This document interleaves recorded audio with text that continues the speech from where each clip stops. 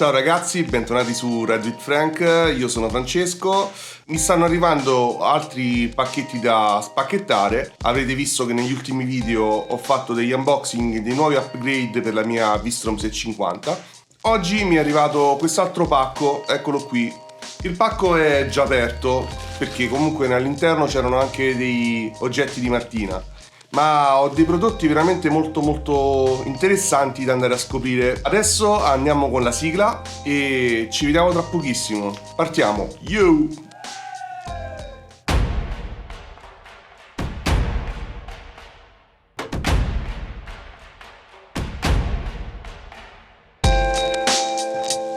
Oggi faremo l'unboxing soltanto di uno dei due prodotti contenuti in questo pacco. Quindi il pacco era già aperto, tiriamo fuori l'oggetto e questo lo rivediamo in un prossimo video. Ciao, a dopo. Ok, mettiamo al centro questo pacchetto. Questi sono dei pedali off-road acquistati su Amazon ad un prezzo veramente molto interessante e andiamo ad aprirli.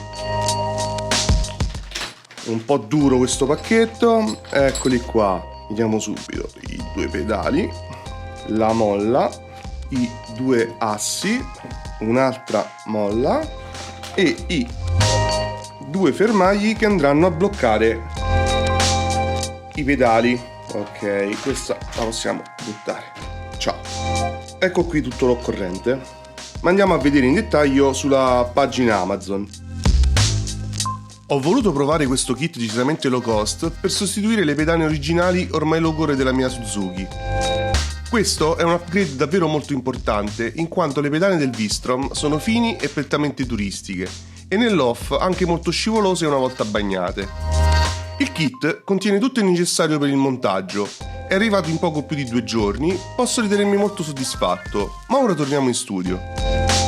Già in precedenza avevo acquistato questo tipo di pedale qua, che è un pedale aggiuntivo che va montato al posto della gomma.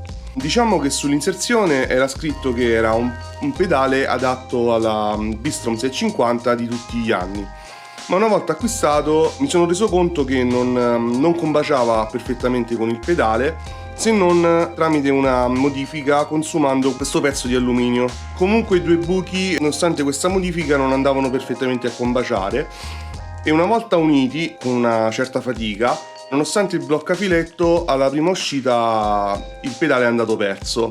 Ma questo ormai è storia e concentriamoci su questi due nuovi pedali che sembrano comunque ben fatti, sono abbastanza leggeri.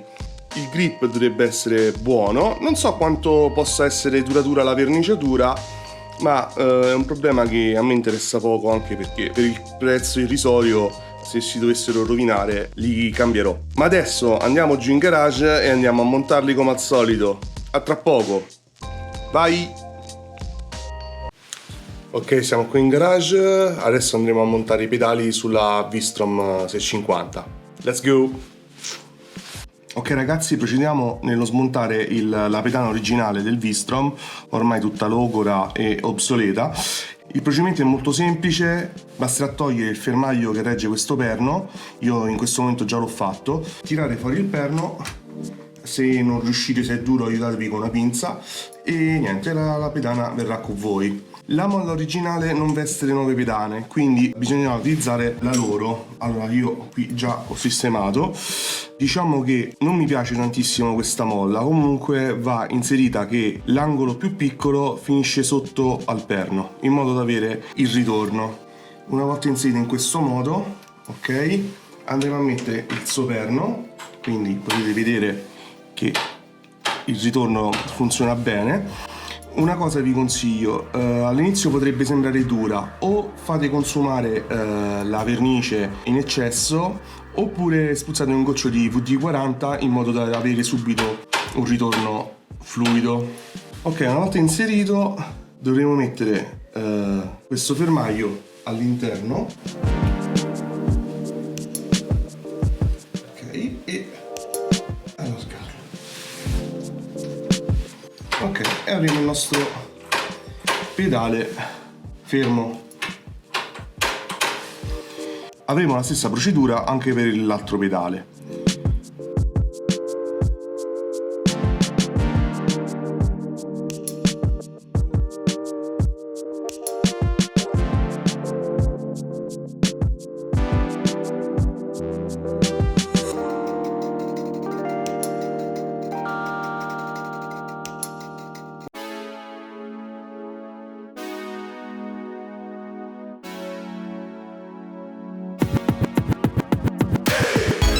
E anche oggi la puntata è giunta al termine. Se il video ti è piaciuto, ti invito ad iscriverti al canale, a lasciare un like e a commentare. Fammi sapere cosa ne pensi di queste nuove pedane. Come al solito, io sono Francesco e voi siete su Ride with Frank. Yo!